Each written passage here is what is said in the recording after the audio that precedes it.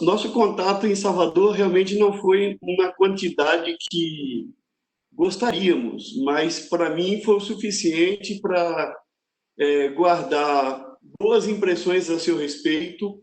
Um dos meios sempre foi Joás, não é?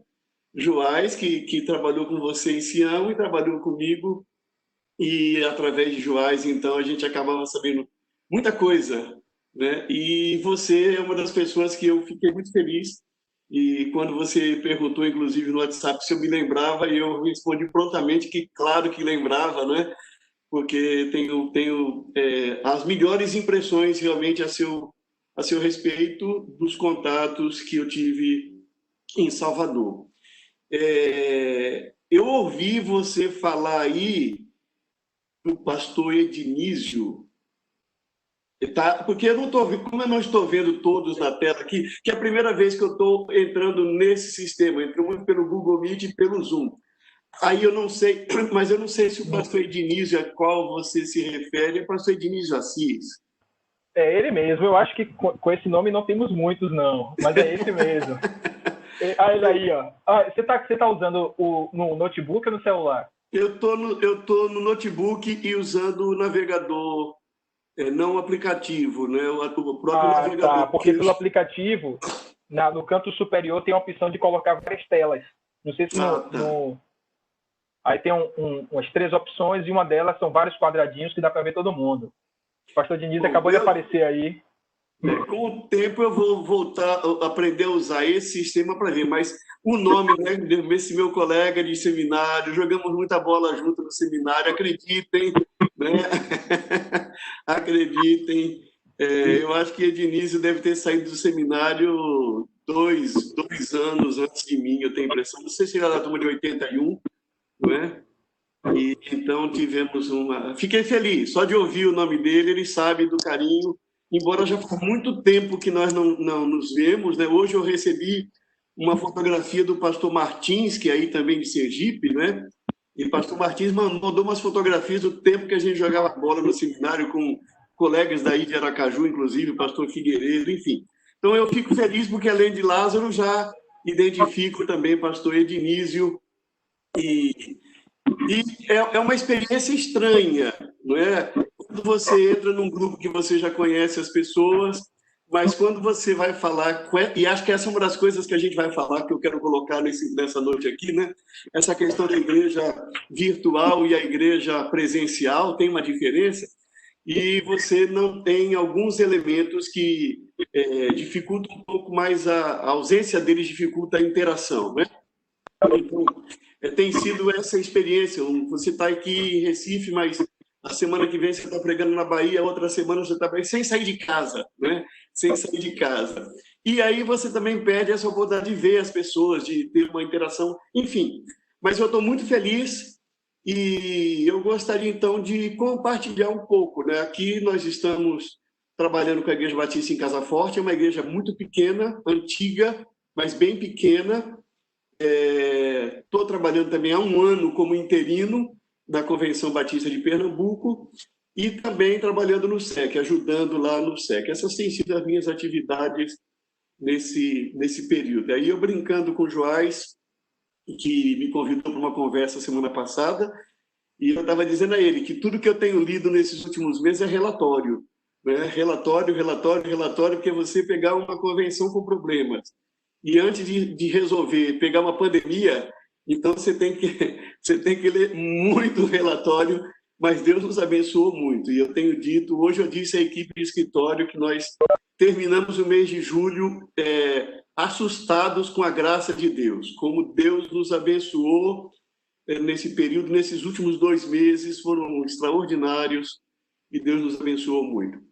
Então, estou aqui para compartilhar algumas coisas que nesse corre-corre, pensando em igreja, pensando em convenção, pensando em nota de aluno no seminário, algumas ideias que eu gostaria de compartilhar, tá? E nessas ideias aí, no final, a gente talvez interagindo com um diálogo fique mais claro. Mas eu vou procurar aqui pontuar algumas coisas. Primeiro, é uma palestra que eu não vou fazer usos de textos bíblicos, e porque, na verdade, a ideia é fazer uma análise dessa conjuntura e da igreja dentro dessa conjuntura. Tá? Eu gosto muito, se vocês pegarem os vídeos da igreja que eu sou pastor, meus sermões são todos chamados de expositivos ou textuais, né? Mas aqui eu vou fazer, então, uma exposição daquilo que eu estou enxergando nessa realidade, justamente para que isso possa, de repente, ter mais significado nas reflexões. Primeiro, introdutoriamente, a ideia de que o desafio da pós-pandemia, para a gente definir o que é a pós-pandemia, né? Se o pós-pandemia significa o que aconteceu depois que a gente identificou que havia uma pandemia no mundo, no caso do Brasil, após a primeira morte registrada, que foi lá em fevereiro, ou se pós-pandemia nós vamos pensar no que vai acontecer depois que se encontrar uma vacina e as coisas voltarem mais ou menos aí a uma nova normalidade. Eu, pessoalmente, como não vejo as coisas assim muito estáticas, né? Eu gosto de ver as coisas de maneira muito dinâmica, eu prefiro partir do princípio de pós-pandemia, já pensando a partir do momento que ela se instalou, não é? E não quando a gente disser que ela terminou, por conta da vacina, de medicação, de redução do número de mortos, de contaminados, enfim. Então, quando eu estiver falando, eu gostaria que vocês soubessem que eu estou falando em pós-pandemia pensando na ideia depois que o problema surgiu, e não depois que o problema terminou. Tá? Depois que o problema surgiu, nós estamos vivendo esse pós-pandemia já, porque é uma coisa muito entrelaçada. Algumas coisas elas vão encerrar daquilo que a gente está vivendo, e algumas coisas poderão surgir que nós ainda não temos ideia, não é? A partir dessa experiência. Então, primeiro como desafio cronológico de definir o pós-pandemia. O segundo o desafio de prevenir o comportamento humano como um todo. Esse é um desafio por quê? Porque essa é uma experiência que todos nós, e quando eu falo todos, eu estou querendo dizer todos. E a gente sabe que todos significa todos, né?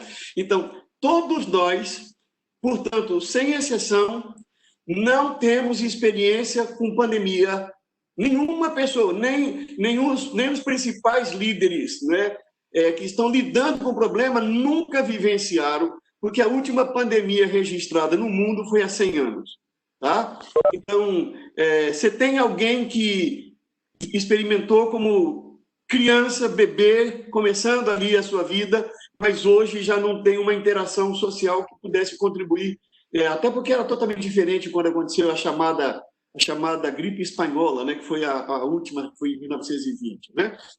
Então, como nós não temos um histórico, nós não temos os dados suficientes, nós estamos vivendo uma experiência de construir informações, de anotar informações, e mais do que isso, porque não basta quem trabalha com, digamos, você trabalha com administração, uma das coisas fundamentais é você fazer um diagnóstico, o que foi o passado. Por exemplo, eu cheguei na Convenção Batista de Pernambuco, nós fizemos um levantamento dos últimos 10 anos, mês a mês, todas as receitas, todas as despesas, plano cooperativo, missões estaduais, para ver o comportamento da convenção, para você começar a projetar para depois. Dizer assim, bom, então agora a gente pode projetar os próximos 12 meses e o que a gente vai fazer daqui para frente. Mas na pandemia você não tem isso. Nós estamos vivendo essa experiência. Todo mundo está vivendo essa experiência. A terceira coisa preliminar que eu coloco aqui, e aqui eu vou ler umas 5 linhas de um autor que eu gosto muito, o desafio de prever como cada ser humano reage diante da diversidade. Eu li há muitos anos atrás um autor chamado Volomei, e eu recomendo esse autor, esse livro continua sendo produzido, eu acho que é pela Vozes ou pela Paulinas, eu não me lembro, A Arte do Aconselhamento Psicológico. É possível que o professor Ednis também, né, no tempo de seminário, esse livro foi recomendado por Merval Rosa, professora Betânia, e é possível, então, que ele se lembre desse livro. A Arte do Aconselhamento Psicológico, é escrito por um psicólogo e teólogo muito interessante, e eu guardei e me lembrei desse texto quando estava pensando nesse assunto, que a questão do comportamento humano, as mesmas causas não produzem as mesmas reações. Então, ele diz assim, é certo que ambientes desfavoráveis, como o que experimenta a criança que nasce nas favelas, aumentam as probabilidades de ocorrência de problemas de personalidade. Ele diz que isso é certo. Uma criança que nasce numa favela aumenta as probabilidades de ocorrência de problemas de personalidade. Isso ele coloca como certo. É comum constatar-se que duas crianças criadas em condições de extrema pobreza podem desenvolver-se de modo bem diferente. Na realidade, ele diz, duas crianças do mesmo lar, ou seja, partindo de uma carga hereditária quase idêntica, em um ambiente quase equivalente, não apenas podem, mas, como já descobrimos, deverão desenvolver tipos bastante diferentes de personalidade. Então, quando eu então coloco esse desafio, o desafio de prever como cada ser humano reage diante da diversidade, eu pego aqui esse embasamento de um teórico reconhecido, uma pessoa bastante reconhecida, em que ele coloca que, de fato, uma pessoa que nasce num ambiente de extrema pobreza, ela tem impactos na sua personalidade. Mas ele coloca que duas crianças podem nascer na mesma casa, com ambientes bem semelhantes familiares e de circunstâncias vizinhas, mas essas duas crianças já é comprovado que elas terão tipos bastante diferentes de personalidade. E por que eu estou colocando isso para a gente nesse momento aqui? Porque a gente fica escutando muito assim, as pessoas não serão mais as mesmas.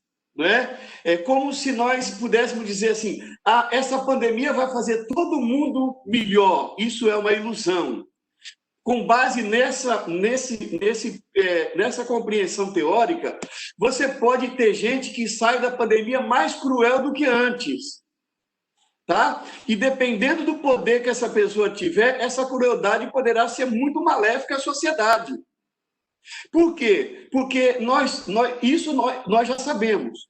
Nós não temos dados estatísticos sobre uma coletividade pós-pandemia, no caso desse tipo que nós estamos vivendo hoje, que é uma pandemia globalizada de diversas razões, mas nós já sabemos que o ser humano reage de maneira diferente às experiências.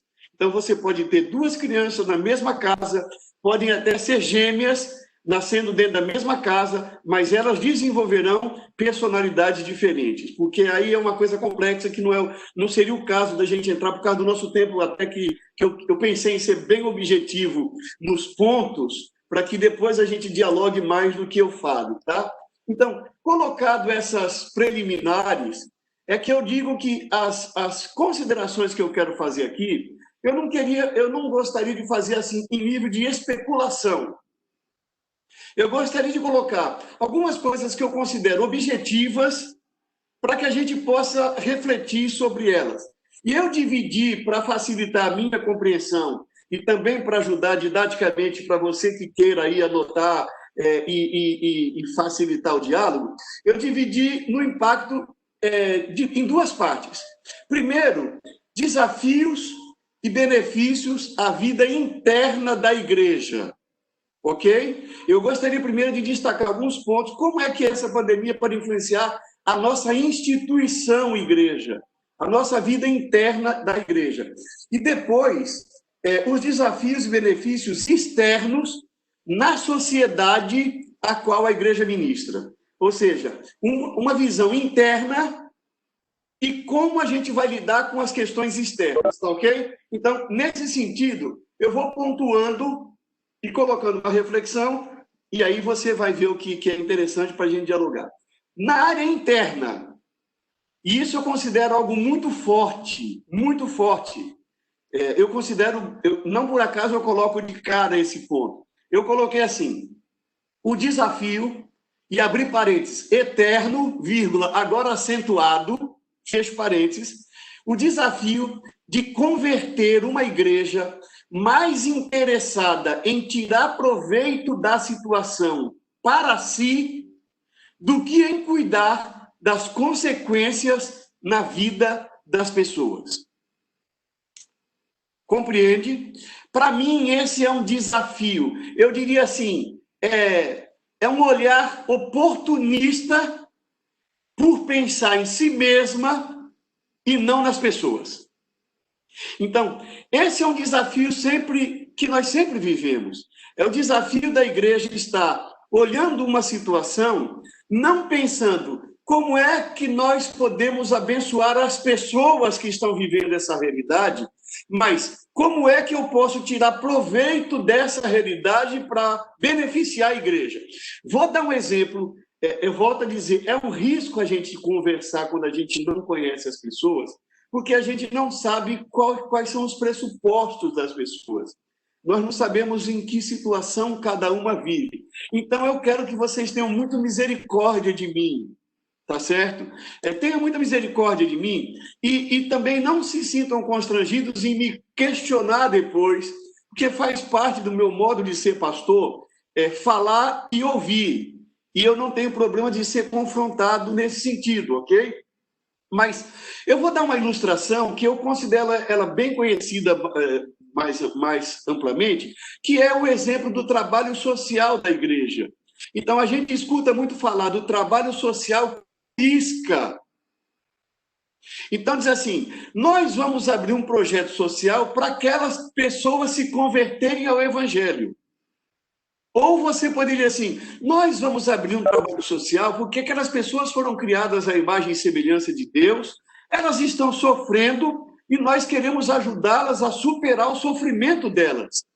Se elas, observando o nosso testemunho de amor, se interessarem pelo que move a nossa vida e a gente compartilhar com elas e elas aceitarem esse evangelho, maravilha! Também gostaríamos que elas conhecessem o evangelho e aceitassem o evangelho. Mas é diferente quando você vai falar com as pessoas já pensando numa isca. Eu vou fazer esse trabalho para elas se converter ao evangelho. Então, é uma ilustração para dizer assim, na pós-pandemia, eu tenho ouvido alguns colegas, gente muito boa, pessoas que eu tenho admiração profunda, mas que olham a pandemia como uma oportunidade da igreja crescer. Vamos aproveitar, porque as pessoas estão sofrendo, e quem não vem ao evangelho pelo amor, vem pela dor. Então, vamos aproveitar essa oportunidade para que elas aceitem o evangelho. É algo que é um problema que a gente precisa superar na nossa caminhada. Tá? Eu acho que esse desafio a gente vai enfrentar agora, de não ser oportunista. Digamos, é o trabalho missionário que você faz. Hoje eu gravei uma mensagem, nós estamos em campanha de missões, eu gravei uma mensagem para uma igreja e abordei essa questão. Nós não fazemos missões para conquistar pessoas, nós fazemos missões para cuidar das pessoas. Cuidar em nome de Deus. E cuidar significa levar o plano de salvação, significa levar o consolo para os que estão aflitos, significa levar ajuda para quem quer superar os seus problemas conjugais, familiares. Enfim, a igreja tem uma visão do ser humano que todo ele precisa ser cuidado em nome de Jesus, né? Em nome de Deus. Então, essa primeira questão é um desafio. Eu resumiria assim, se eu tivesse que transformar numa frase popular, né, diria assim, o desafio de não ser oportunista. Pronto. O desafio de não ser oportunista. De querer usar a situação para tirar proveito para a instituição e não pensando no bem da pessoa, tá? Segunda questão, o desafio de trazer pessoas de volta às reuniões litúrgicas presenciais depois da experiência virtual. Então, a gente vê muita coisa na internet. E uma das mais curiosas, eu acho que eu tenho até, se eu não me engano, eu não deletei esse vídeo, eu devo ter colocado no meu Facebook. Então, é o vídeo de um bebezinho, uma criança que deve ter aí os seus 2 anos de idade, que agarra um cabritinho pela orelha e vem trazendo o cabritinho para perto da mãe. E aí o cabritinho escapa, ela se debate com o cabritinho, pega de novo o cabritinho na orelha para levar para perto da mãe. Aí alguém fez um meme brincando, né? Que é isso que as igrejas vão ter que fazer quando terminar a pandemia. Que as pessoas estão tão confortáveis em casa que vão ter que ser agarradas pela orelha. Eu confesso que eu não tenho uma percepção dessa maneira. E eu vou dizer por quê. Por que que eu não penso dessa maneira, sabe? Olha, eu estou vendo vocês aqui. Vocês estão me vendo. Mas nós temos, vamos ver se eu me lembro bem disso, né? Nós temos 5 órgãos do sentido. Então, nós temos o olfato, nós temos o tato, nós temos o paladar, nós temos a audição, nós temos a visão. São 5, não é isso? Estou correto? Se eu estiver errado, então, são 5, né? Desses 5, qual deles nós usamos aqui nessa sala virtual? Nós usamos o auditivo e usamos o visual. Observem que as reuniões presenciais da igreja têm 3 sentidos a favor e 2 contra. Porque aqui nós só temos o visual e o auditivo. Mas nas reuniões presenciais, aqui no Nordeste, o que a gente chama quando diz que vai dar um beijo? Eu vou dar um cheiro, né? O cheiro faz bem para a nossa vida. Nós gostamos de abraçar, nós conversamos tocando. Esse nós não temos na sala.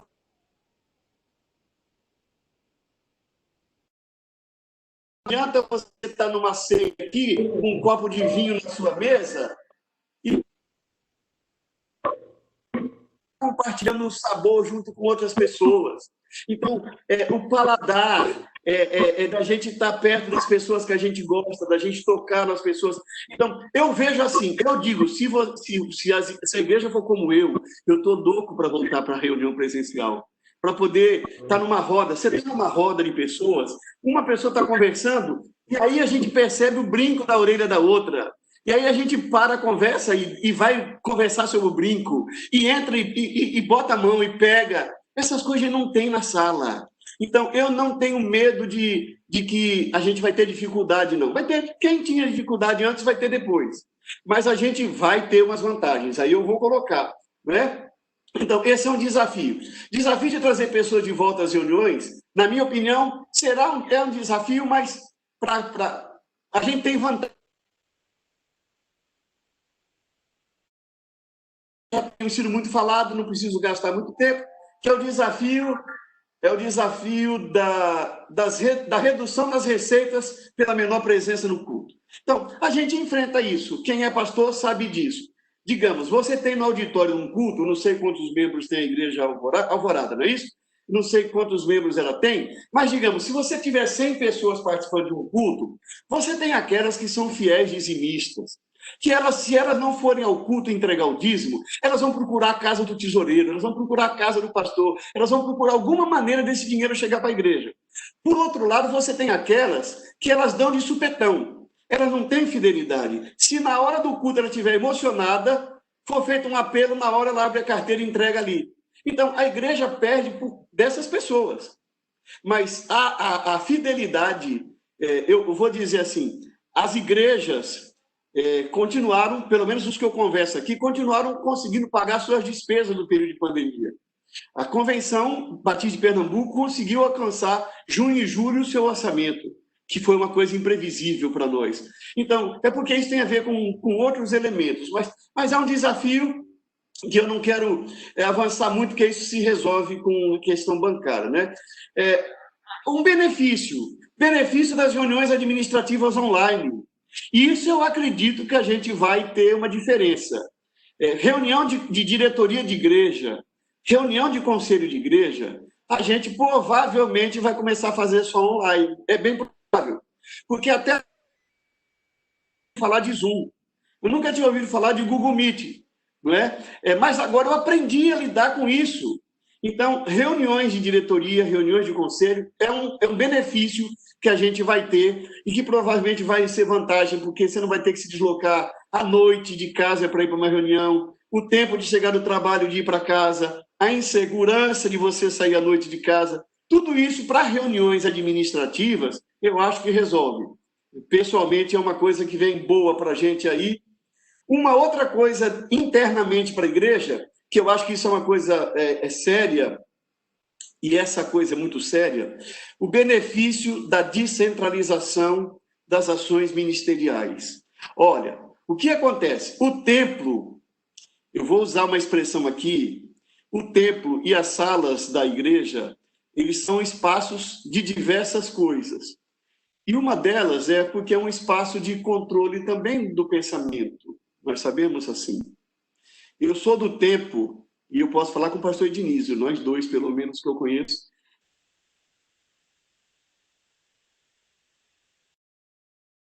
da casa. Às vezes ela não podia nem ir para outra igreja. Ela não podia. Deixa eu baixar o volume do meu celular aqui, que está tocando aqui, eu estou tendo que deixar baixo para não ficar incomodado. A pessoa terminava o culto Só e ela não tinha. Só um minutinho, Edivar. Sim, sim. Falhou para mim ou falhou para todo mundo? Que ele falou. Para todo mundo. Volta aí o que aconteceu antes de ir para casa, porque falhou aqui. Tá, não, é porque acho que tocou o telefone aqui agora. Como tocou o telefone aqui agora, aí estava tocando insistentemente, eu tive que baixar o volume dele.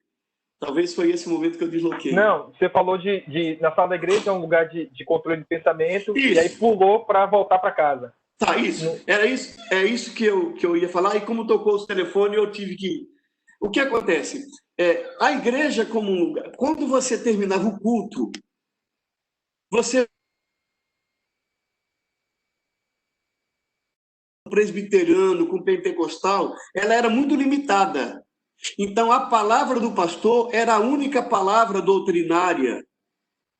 Isso foi mudando a partir do momento que você começou a ter, por exemplo, Pernambuco, 1980, a primeira rádio evangélica do Brasil. Então, você sai de casa, você hoje escuta rádio, você vê televisão, o pastor está pregando no púlpito e você já está acessando o Google para ver o que ele está dizendo, já está tirando dúvidas através do Google. Então, você não tem mais um pastor só. Você não tem só um pensamento, mas o culto ainda, digamos, sem essa tecnologia que a gente está tendo aqui agora, ainda era um espaço que as reuniões eram um pouco mais controladas. E eu vou colocar esse ponto tanto com relação à igreja, como depois com relação à realidade externa da nossa sociedade. Então, hoje, você tem o culto terminando e você não sabe quantas pessoas ou quantos grupos da igreja estarão reunidos nesse grupo aqui, numa sala como essa, dialogando, porque você não tem mais o controle do espaço. As pessoas, ou elas estavam na igreja, ou elas se reuniam na casa de alguém, ou elas se reuniam, tinham que ir para um lugar público. Agora não. Agora ela está no celular. Nós fizemos uma reunião com o Conselho da Convenção Batista de Pernambuco semana passada, e aí a jovem, a presidente da Juventude Batista de Pernambuco, foi convidada a orar. Só no momento que ela foi convidada a orar, é que nós ficamos sabendo que ela estava voltando dentro de um ônibus. E ela, então, dentro do ônibus, estava participando da reunião do Conselho da Convenção.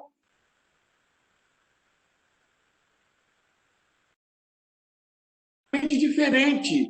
Isso não era algo possível, digamos, há 90 dias atrás. Está lembrado? 90 dias atrás. 90 dias atrás. Parece que faz uma eternidade. Mas ninguém se reunia como a gente está aqui há 90 dias atrás. Estou falando 90. Eu parei de trabalhar dia 14, que eu tive uma gripe, que eu não sei se foi ou não Covid, mas eu fiquei em casa. Mas percebe o que eu estou dizendo? Mudou. Então, muda também o centro de controle. E isso acontece também com a vida, porque os pequenos grupos que os pastores, alguns, os não, vou mudar a minha palavra aqui, alguns temiam pequenos grupos por conta da dificuldade de controle, do que se diria, do que se faria, agora não tem controle mais nenhum, porque as pessoas podem se reunir virtualmente e a igreja precisará lidar com isso. Ela já está lidando com isso. Até a etiqueta, né? Como é que a gente lida com isso? Agora, deixa eu entrar na área externa. Primeiro desafio que eu considero, que eu acho que já é um desafio que a gente está vivendo, e que talvez alguns já tiveram que lidar, é o desafio de esclarecer a relação entre Deus e o corona. Esse é um desafio interno também. Alguns internos também têm essa dificuldade. Mas, externamente, esse desafio dessa relação de Deus com o corona. Então, deixa eu colocar aqui a minha percepção.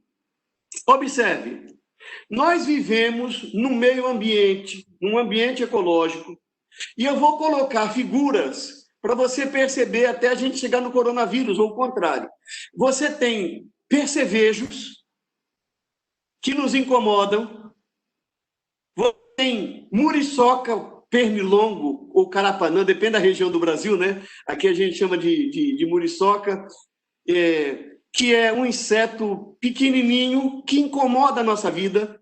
A Igreja Emanuel de Boa Viagem, que eu fui pastor, ela passou a ser conhecida como uma igreja liberal, porque na década de 60, quando foi organizada, o pastor, que foi professor de pastor de início também, professor Haroldo Chale, a igreja, as irmãs vieram pedir para ele permissão para irem para a igreja de calça comprida, porque a igreja ficava em Boa Viagem, mas perto, longe da praia e perto do mato. E tinha maruins. E elas, então, eram incomodadas. E elas, então, pediram para poder usar calça comprida para poder participar dos cultos noturnos. E aí passaram a chamar a igreja liberal, porque naquela época foi permitido usar calça comprida. E eu estou dizendo para dizer o quê? Nós temos que aprender a conviver com muriçoca. Não só botando roupa, mas botando inseticida ou qualquer coisa assim. Então, você tem formiga, você tem muriçoca, você tem abelha, aí você vai crescendo do gato, do cachorro, da onça, do tigre, do leão, tudo nesse planeta. E a gente aprende a conviver, porque se a gente invadir o espaço deles, ou eles o nosso, a gente tem que sobreviver. A diferença é que o coronavírus é uma vida invisível, não é que ela vai diminuindo, mas ela está aí no planeta, faz parte do meio ambiente. Então, a gente tem que... As pessoas precisam entender que desse meio ambiente a gente precisa aprender a viver com ele. Não é uma questão de ser castigo de Deus, bondade de Deus. Simplesmente é o meio ambiente. Assim como, de repente, você tem uma nuvem de gafanhotos que pode fazer uma grande destruição. É o meio ambiente. Você vai dizer, é culpa de Deus? É Deus que está querendo punir?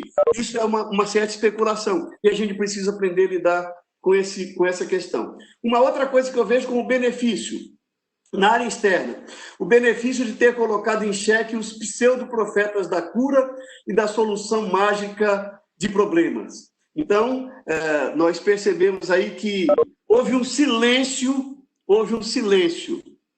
não é? De falsos profetas. Então, não quer dizer que nós não creiamos que Deus cure, mas Deus não pode ser manobrado, Deus não pode ser manipulado. E o que nós estamos vendo nessa pandemia é que todos nós precisamos fazer a nossa parte. Nós oramos, aí eu vou usar um chavão, uma expressão que é muito conhecida, né? Nós oramos como se tudo dependesse de Deus e agimos como se tudo dependesse de nós, não é? É a nossa vida.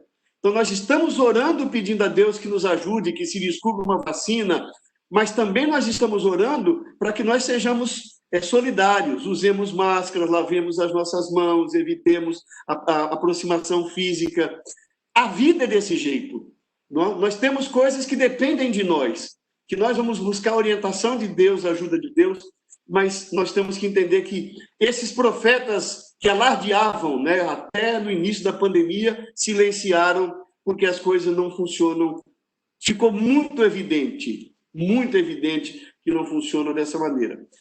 Isso é uma coisa, benefício. O benefício de reuniões eu já coloquei, mas eu queria colocar do lado externo, quando eu falo das reuniões nossas. Nós estamos acompanhando que os meios digitais de comunicação, eles provocam uma situação de revolucionária, mas também há como identificar as pessoas, né?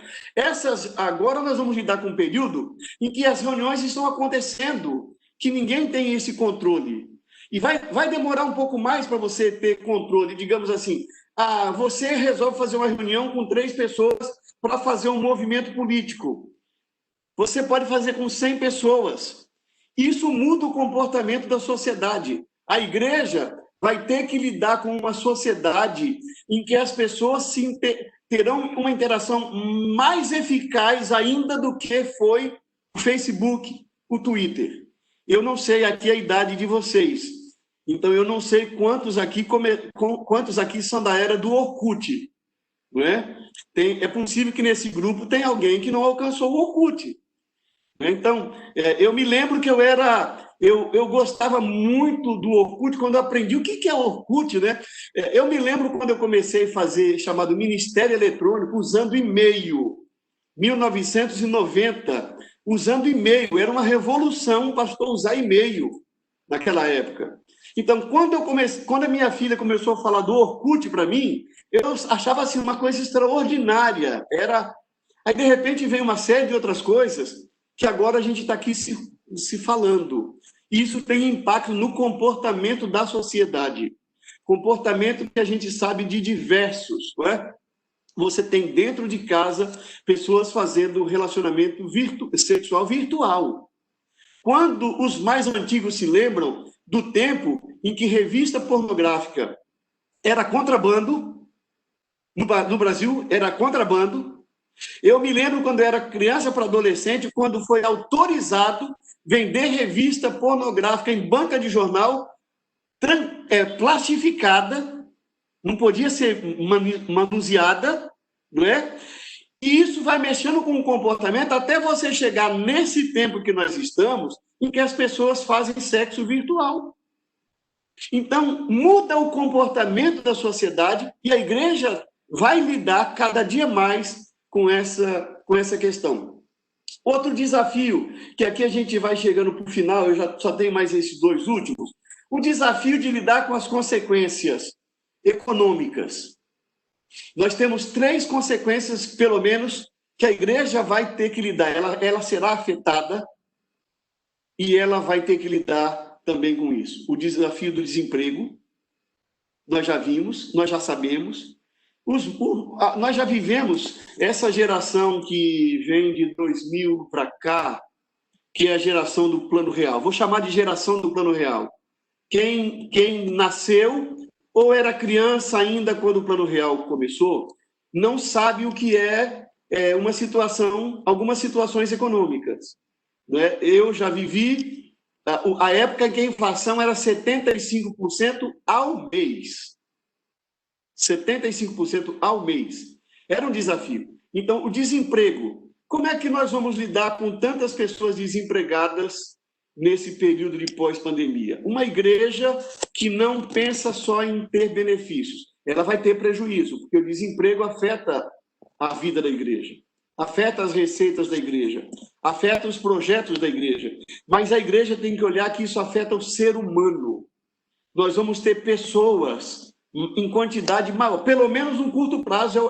Eu estou falando aqui daquilo que os especialistas estão acompanhando, que haverá um aumento ainda de desemprego nesses próximos meses, principalmente.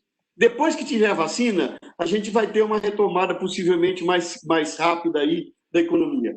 A redução da renda, né? A redução da renda, não o desemprego, mas a redução da renda. Nós vamos ter que lidar com esse problema como igreja, pelas famílias, pelas necessidades e a questão da violência. Mas desses 2 primeiros pontos, a igreja vai ter que fazer uma escolha. Mais fortemente, ela já tem sido desafiada a ser solidária. Eu fui criado no interior de São Paulo, numa cidade de 40 mil habitantes. Para mim foi uma coisa estranha vir para Pernambuco, onde eu já vivo 2/3 da minha vida. As realidades de proteção social eram diferentes. Quando uma pessoa ficava desempregada, como é que a cidade pequena, como é que a estrutura política resolvia? A gente tem um pouco mais de dificuldade, nós sabemos isso, que nós temos outros problemas, né? Eu estou em Pernambuco, que é o estado que tem a questão de água, me fugiu o nome aqui, é um estado que tem as piores condições de água da região, do país todo, né? Me fugiu a palavra aqui da minha mente. Então, você tem muito menos condições de água no estado de Pernambuco. Então, você tem que lidar com essa realidade, tem que ser mais solidário. Não adianta você pensar num evangelho que só está interessado na alma, salvação futura da pessoa. Mas o evangelho que tem que pensar o ser humano como um ser integral. que Deus está interessado na sua vida. Então, a pandemia, na minha percepção, ela acentuou isso. Gente, quantos sabiam que no Brasil tinha em torno de 2 milhões de pessoas que não tinha um CPF, que não tinha certidão de nascimento? A gente não sabia disso. Nós ouvimos falar que tinha milhões de pessoas pobres, mas agora nós sabemos que tem 70 milhões de brasileiros que precisaram de uma ajuda de R$ 600. Agora, nós não temos mais como ficar na hipótese, porque agora todo mundo está sabendo. Agora é um fato legal. A Caixa Econômica tem os dados, o governo tem os dados, né? Então, isso muda essa realidade financeira. A gente vai ter que ser mais solidário. É difícil dizer para uma igreja que vai ter que ser, mas a gente é um dado. A igreja precisará ser muito mais solidária a partir dessa experiência de pandemia, e não vai ser mais por uma reflexão teórica de teólogos, mas porque ela está vendo todo dia na televisão gente morrendo, gente lutada, gente sem renda, gente desempregada, e nós vamos ter que aprender mais a solidariedade. A violência, eu não vou me deter nisso, porque a gente ouve muito disso, a violência já é gritante, e ela tende a aumentar. Na medida em que as pessoas ficam sem renda para pagar suas necessidades, há um certo limite. E há um momento em que ou a pessoa encontra ajuda,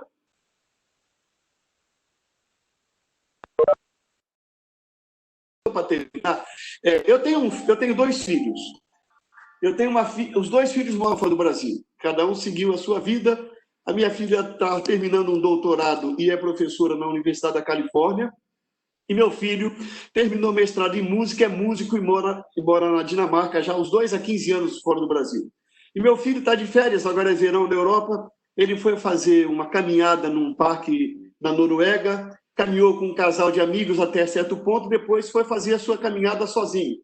E ele foi pego de surpresa por uma chuva fortíssima. É verão, mas a temperatura despencou. Ele estava sozinho, a 10 quilômetros de distância de pessoas, dentro de um campo nacional na Noruega, e ele entrou em pânico, encontrou uma casa isolada nas montanhas. Essa casa estava fechada, e ele, depois de muita luta, ele teve que arrombar essa casa e entrar para sobreviver. E ele escreveu um texto, colocou lá no Facebook, contando a história dele. Isso aconteceu anteontem. E ele dizendo: eu tive que cometer um crime, eu tive que arrombar uma casa, que na Noruega é algo gravíssimo, né? Mas ele tinha que fazer uma escolha. Ou ele arrombava a casa, ou ele morria, porque ele já estava perdendo a orientação devido à temperatura que despencou em pleno verão para 0 grau. E ele não estava preparado para aquela experiência. Ele já tinha feito isso, mas em verão. Então, o que eu quero dizer com isso? A gente vê que uma pessoa exposta a uma situação de extrema necessidade, ela é capaz de fazer coisas que ela não faria numa situação de normalidade. Se você tem uma quantidade muito grande de pessoas desempregadas, que chega no final do dia e não tem coragem para voltar para casa porque não tem o que levar para o filho, ele vai ter que procurar alguma forma. E ele vai usar da violência. Então, nós precisamos prestar atenção como igreja nisso, a questão da solidariedade, que é um ponto muito importante. E o último, que talvez seja o mais polêmico, que eu espero, então, terminar com ele, porque aí vocês vão poder falar, enfim, é o desafio de reposicionar-se politicamente diante da maneira como o presidente comportou-se diante da pandemia. Por que eu falo isso como um desafio para a igreja? Porque ficou caracterizado no país que a igreja foi um dos polos de eleição do atual presidente. E nessa pandemia nós tivemos problemas mais sérios, e a igreja, observe onde eu quero chegar, entenda a minha fala não como uma crítica ao presidente, não é essa a minha intenção.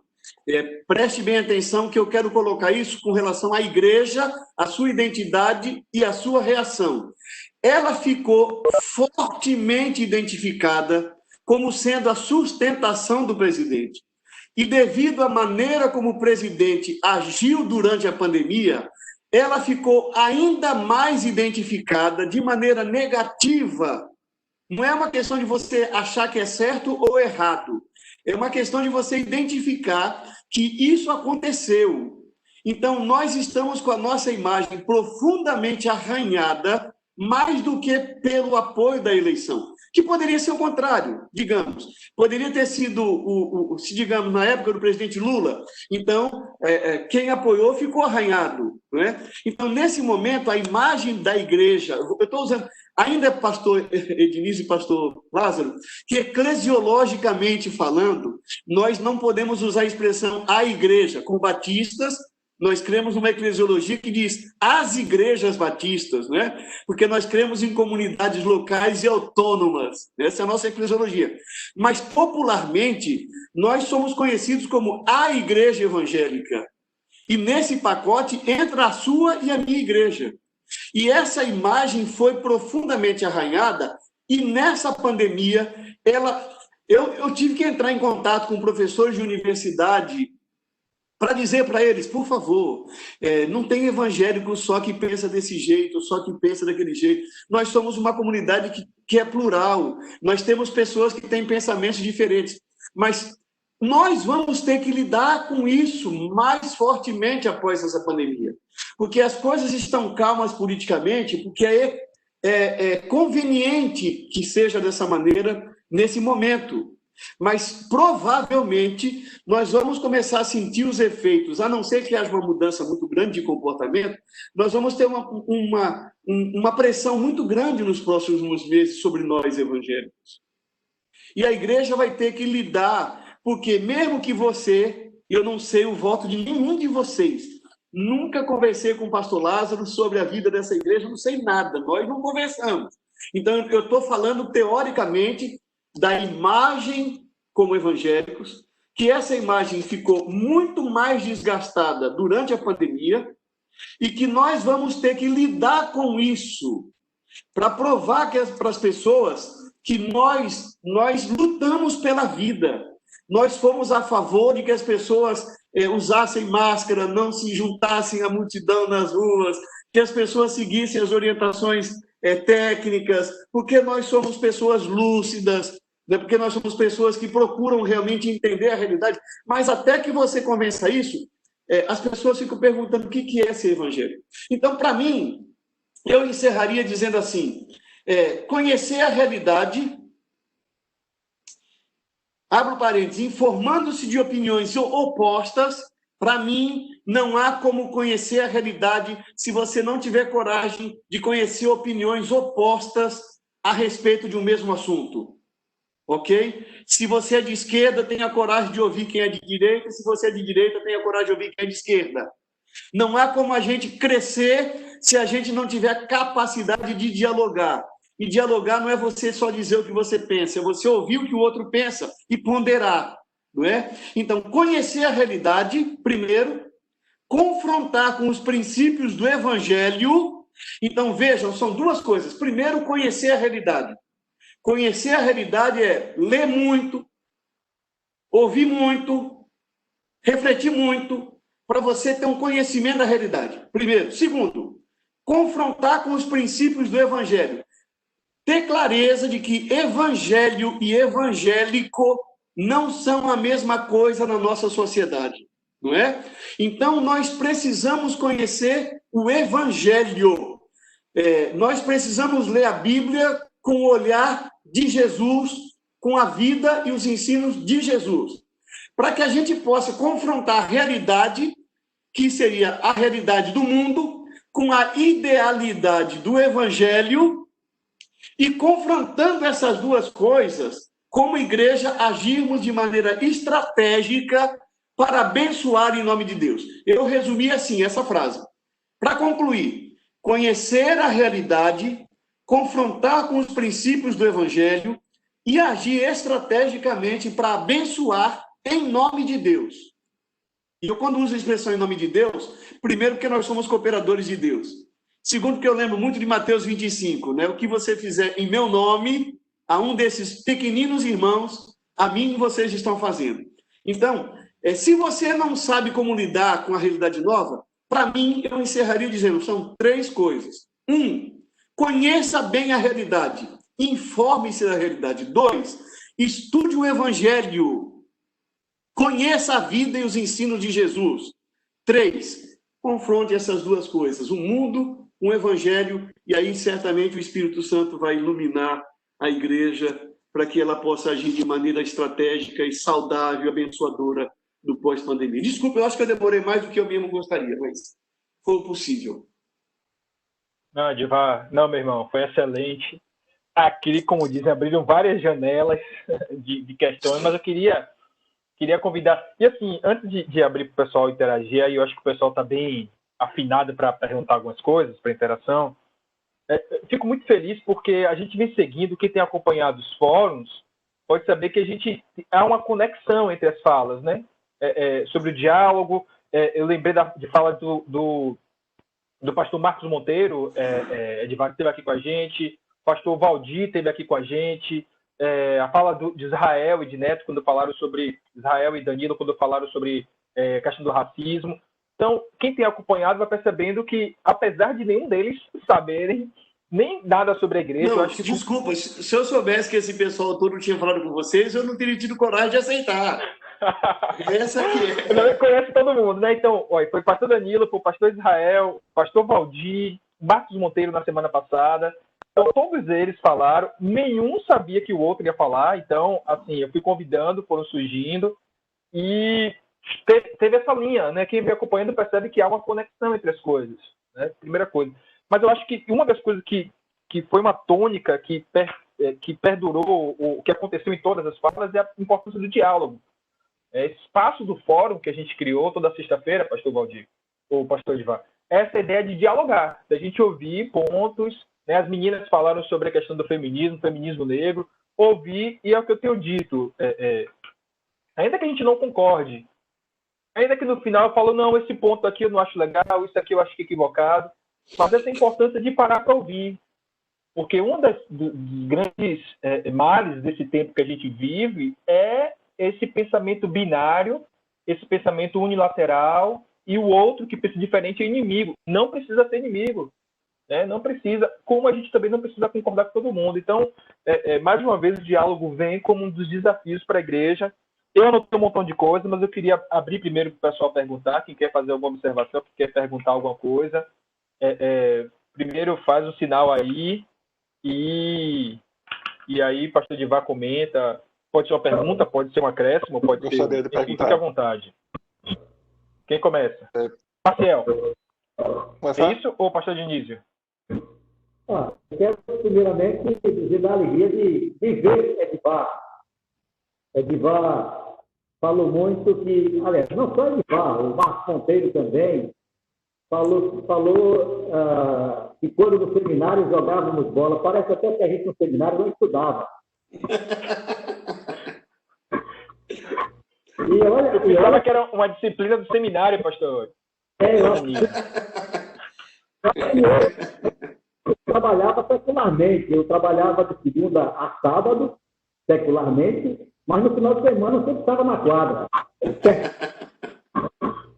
Mas eu quero dizer, Edivar, que é uma alegria muito grande ver você e me ouvir. Eu disse a mesma coisa sobre Marcos Monteiro. Estive atentamente me ouvindo e parabenizo pela exposição. De fato, você foi ao ponto. Deu-me para compreender que a igreja, ela é, na época presente, uma igreja que pensa mais em si mesma. É verdade. Eu acho que as igrejas, né, pensam mais em si mesmas. E haverá necessidade da igreja mudar essa maneira de pensar e ela perceber que precisa ministrar a graça de Deus ao mundo. E ministrar a graça de Deus tem a preocupação do proselitismo. Embora toda a ação da igreja vise conquistar almas para Jesus, é uma expressão, digamos, corriqueira e verdadeira, a gente não pode viver como igreja sem ter a preocupação de que as pessoas que ainda não conhecem a Deus, não conhecem a Jesus, sejam tocadas pela graça a partir do testemunho que a gente, enquanto igreja, dá.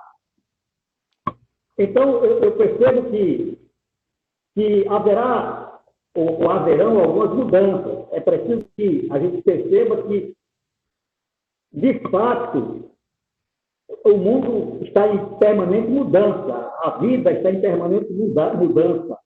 E se uma coisa acontece com essa dimensão da pandemia, essa mudança a gente precisa esperar como sendo uma coisa certa. Mudança, eu não diria na estrutura, mas no modo de ser. Nós haveremos de, como igreja, mudar o nosso modo de ser. Então, eu penso, Edivar e Lázaro, eu penso que os cultos tenderão a ter um formato, eu penso que os cultos tenderão a ter um formato de show. Até porque você vai, de certo modo, buscar entreter, prender a atenção.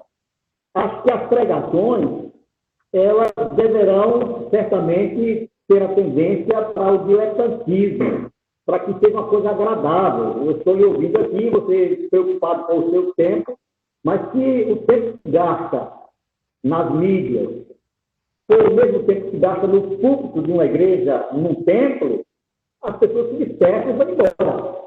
Então é preciso que haja alguma coisa que interesse, que prenda a gente, que a gente goste de assistir. Então as pregações deverão de ser muito mais voltadas para o diletantismo do que mesmo para a edificação, o diletantismo dos indivíduos do que para a edificação do coletivo de igreja.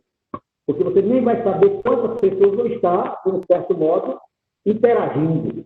Então, você vai ver que tem algumas pessoas que você, de um certo modo, localiza, você aqui nessa fala, não percebe todos quantos estão interagindo, percebe alguns, e você vai estar interessado em fazer com que nós nos prendamos a essa fala. Uma outra coisa é que eu penso que as reuniões nos templos, e os templos, embora eu acho que continua sendo importante, os templos vão ser importantes, continuar sendo importantes, mas eles não serão mais aquele lugar para onde você chama as pessoas para irem. Porque você mesmo disse, vai haver tanta opção, vão haver tantas opções, além do templo, que a gente pode até, de um certo modo, se prender a uma programação da televisão, do YouTube, de qualquer outro instrumento, do que ir para o templo. Eu não sei como é que isso vai ser, mas eu acho que os templos, eles vão servir muito mais para as reuniões, eu diria, de comunhão, para a gente se abraçar, você falou nisso, a gente se abraçar, tocar, essa coisa toda, do que mesmo para o doutrinamento. O doutrinamento vai, de modo, fugir do controle do pastor e da igreja local. E, por último, eu diria que os recursos financeiros da igreja, dessa igreja que agora experimenta a mudança, esses recursos deverão estar muito mais voltados para a beneficência do que mesmo para a manutenção do patrimônio. E eu diria até uma extensão um pouco mais do que para a manutenção da evangelização, que a gente vai ter dificuldade de fazer essa evangelização tradicional que a gente faz, investindo em material de divulgação, coisas assim. É uma ideia. Um abraço, então, para você. Opa! Prazer muito grande. Em linhas gerais, a minha percepção é como a sua. Eu apenas enfatizo muito, para mim tem sido importante, pelo trabalho que eu estou fazendo na convenção na área missionária, essa ideia de ganhar almas para Jesus, e eu tenho enfatizado muito, ganhar almas para Jesus e cuidar de almas para Jesus, né? Eu acho que esse binômio precisa andar juntos na obra missionária. Ganhar almas é a ideia de conquista, mas cuidar é algo que talvez o nosso tempo vai pedir mais, né? Agora, nessa área financeira, o que eu acho interessante, pastor Ednilson, demais, que nossa igreja recebeu contribuição de gente que pisou uma vez na nossa igreja e gente que nunca pisou na nossa igreja, começou a ver os cultos pela internet e pedindo a conta da igreja e mandando contribuição para a igreja. Esse é um fenômeno que a gente vai viver muito nisso. Ou seja, eu acho que a igreja vai poder conciliar as duas coisas, as suas reuniões presenciais. Que essa questão da reunião presencial, eu gosto muito de olhar pelo lado psicológico. Eu acho que a nossa sexualidade, e sexualidade aqui entendida no sentido de energia vital que nos aproxima, a internet não consegue trazer para a gente. Então, a presença das pessoas, a presença do ser humano, estar com o ser humano. Agora, vai haver alguns ajustes, precisam haver. E certamente a igreja vai fazer as duas coisas, fazer seus cultos presenciais, e muita gente que já não vai aos dois cultos, vai a um culto só, não vai de manhã, não vai à noite. São mudanças que a gente vai ter que enfrentar, né? Aproveitando essa fala do pastor Diniz e a sua, Diva, eu acho que a gente vai caminhar com essas duas coisas. Isso. Né? Eu acho que terá aquele grupo, aquele público, digamos assim, tradicional, que gosta de ir no templo, que gosta de estar perto, e terá aquele da facilidade de falar, não, já que o que eu posso experimentar em casa, aquilo que eu tenho lá, né? Você falou da questão do e-mail, né, como uma novidade. Eu lembro que aconteceu em Sião, quando, não sei se Maria lembra disso, uma observação, aqui na nossa igreja também está tendo esse fenômeno, tem gente de Salvador agora, então você tá, na semana passada, quando o Marcos estava, tinha o irmão dele, Marconi, lá dos Estados Unidos participando. Então eu acho que é um dos benefícios desse espaço online. Mas eu lembro de um irmãozinho lá em Sião que falou o seguinte, não estou gostando disso não, estava eu e o pastor Walter no corredor, esse negócio de hino de parede é porque o cantor cristão estava, o pastor Walter falou isso de público, o cantor cristão estava sendo projetado agora na parede, né, por conta do data show. Então, porque ele era aquele que gostava do cantor cristão. Então, eu acho que, né, impresso, então eu acho que a igreja vai ter que conciliar com essas duas coisas, né? Tanto aquele que não gosta de hino de parede, quanto aquele que gosta de hino de parede. Tanto aquele que prefere estar perto, quanto aquele que se satisfaz com o culto dentro de casa. Eu acho que serão questões que a gente vai ter que estar atento hoje em dia, né? Essa nova realidade com a realidade que está posta, que algumas pessoas terão dificuldade de fazer esse trânsito, pelo menos não de imediato, né? Talvez há um pouco mais de tempo passará por isso. Mas o Maciel, acho que é seminarista, né? Colega de Neto, não é isso, Neto? Maciel, fica à vontade, meu irmão. Seja bem-vindo. Boa noite a todos, né? A paz do Senhor. E quero agradecer a Neto aí pelo convite. Eu gostei bastante, está entendendo? E a minha pergunta era o seguinte, né? São algumas perguntas rápidas, não quero demorar muito tempo, não. E algumas sugestões, está entendendo? Primeiro, quanto ao que o pastor falou dessa questão política associada, né? Que está bem associada agora, nesse presente momento, a um governo que não está tendo cuidado com a população como um todo. Ok. Seria interessante nós, evangélicos, analisarmos a experiência e a história recente dos Estados Unidos na luta pelos direitos civis. Que tem até o livro aí que Neto começou a ler, a autobiografia de Martin Luther King, e no começo do livro ele relata o dissabor dele de saber que muitos cristãos estavam assim de braços cruzados para a realidade da falta de direitos negros, certo? Que eram cristãos que iam para a igreja. E as pregações nos Estados Unidos, elas têm um caráter muito, como é que se diz, prático da vida da pessoa, do cotidiano. E elas são muito segregadas. Eu tenho uma colega que é professora, eu sou professor de geografia, professora passou um tempo lá como au pair, que é esses programas que vai. Ela disse que ela ia para uma igreja, e a igreja era sectária, assim. Ela era branca, latina, e ela só ia para a igreja de latinos. Tá entendendo? Porque a igreja de branco era uma igreja de branco e a igreja de negro é só a igreja de negro. Tá entendendo? Lá não se mistura. Porém, a gente tem que perceber o seguinte: nós estamos dentro de uma sociedade que o segmento evangélico, e desculpe, mas basicamente, desculpe a expressão forte, mas eu acho que é o segmento canalha, dos Malafaia da vida, que se associaram para ganhos políticos. Tá entendendo? E isso prejudica todo mais. Eu não vi assim. O governo agora está usando os presbiterianos, tá entendendo? Tem um no Ministério da Educação, o outro no Ministério da Saúde, até fazendo um jogo sujo, inconstitucional, tá entendendo? E eu creio que a gente deve ver essa experiência americana, e principalmente, vai uma coisa que vai humilhar um pouco, mas é a maturidade de uma organização mais forte. Não sei se vocês estão sabendo, a CNBB, a Conferência Brasileira dos Bispos, eles colocaram uma nota, tá entendendo? Por que ninguém associou o Bolsonaro, sendo católico, aos católicos? Está entendendo? Por quê? Porque o apoio da igreja, por experiência de vida, pela história que ela tem, ela sabe se distanciar.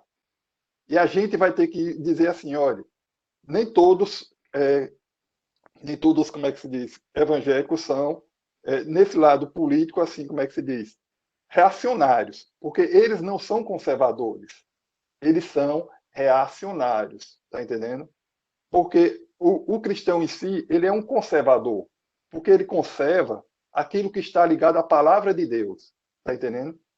E conserva até a vida do pecador, para que o pecador tenha tempo e possibilidade de se arrepender, tá entendendo?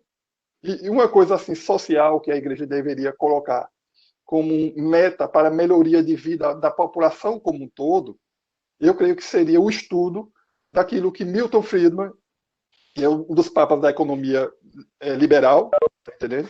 Ele dizia o seguinte, que dentro do seria necessário uma renda básica de cidadania, que seria basicamente um salário mínimo na realidade brasileira hoje. Pessoal, para vocês terem uma ideia, esses R$ 600, ele é, em média, R$ 150 a mais do que a média que muita gente ganha por mês. Tá entendendo? E esse pessoal que o pastor falou aí, que estava fora do radar da sociedade, entendeu? Fora da questão, como é que se diz, que seria palpável, números que a gente poderia perceber. Então, eu creio assim que a gente tem que ter essa maturidade da Igreja Católica, de não se meter, porque é aquela coisa. Você se mete hoje com a esquerda.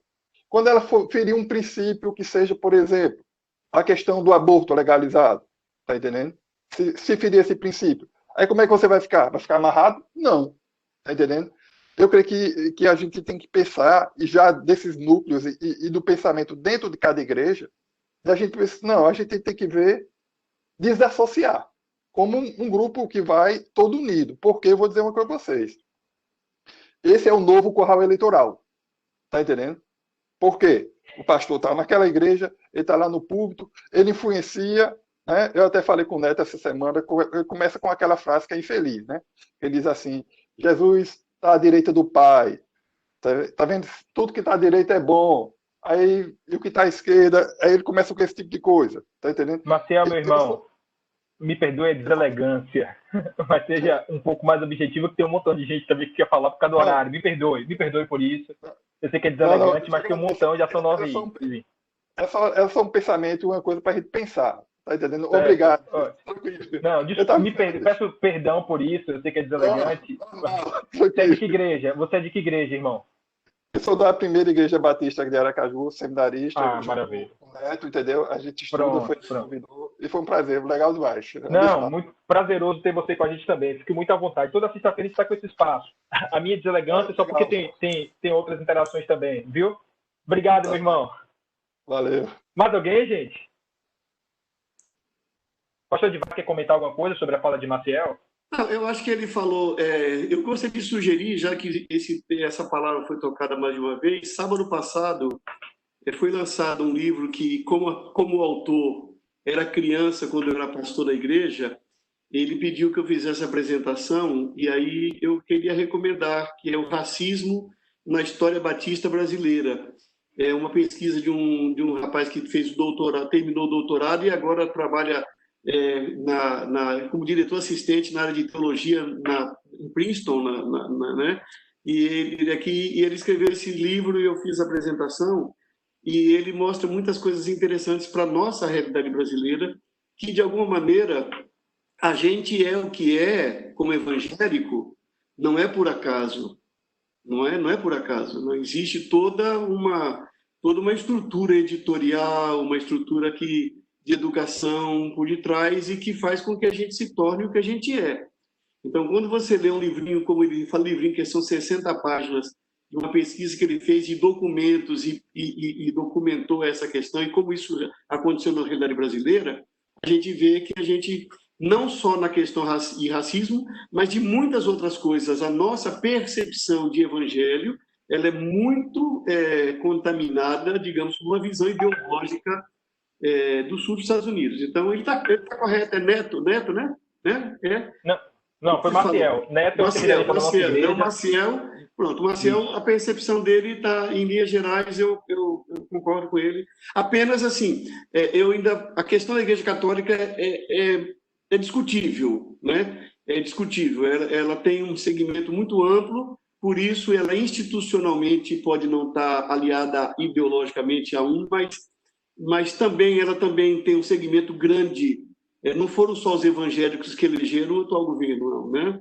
Então a gente tem que. Nesse ponto, se tivesse mais tempo, a gente poderia aprofundar, mas eu acho que em geral é isso mesmo. Eu acho que o que aconteceu com a Igreja Católica foi o mesmo que aconteceu com a gente. Se a gente perguntar se a nossa convenção se vinculou, também não. Né? Mas uma parte considerável das nossas igrejas de pastores, sim. Eu acho que foi o que aconteceu com a Igreja Católica. Mais alguém, gente? Vamos lá, pessoal. Vocês não são tão tímidos assim. Então, deixa eu fazer só uma... Quem foi? Neto. Neto, vamos lá, Neto. Eu acredito que, com relação a essas mudanças, né? Tem um pastor, ele chama Samuel Mariano, né? Assembleano. E logo no começo da pandemia, ele tirou uma foto da frente da igreja, assim, e ele falou que nós precisávamos, como igreja, repensar com relação àquilo que nós compramos. Porque, por exemplo, vai trazer mudanças que uma câmera boa agora não é coisa de igreja da mocidade, é uma coisa de igreja jovem. Né? Vamos ter pessoas que, como foi dito, né, que estarão assistindo. Agora, ter equipamentos de qualidade não é mais uma escolha para alguns lugares. Essa mudança vai gerar isso, né? Essa nova consciência de prioridades para o templo no formato de culto, né? E uma outra coisa que eu vejo, que o pastor citou com relação ao desemprego, né? E aí, por conta disso também, que já existia, isso é antigo, mas quando eu vou falar agora, porque agora vem o abuso ao trabalhador, por exemplo.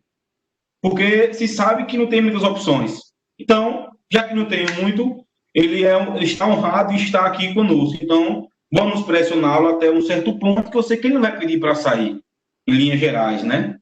E isso assusta quando são pessoas que são irmãs na fé, por exemplo. Empresários cristãos que... Não, mas como eu vi isso uma vez, Deus me deu um propósito de empregar pessoas.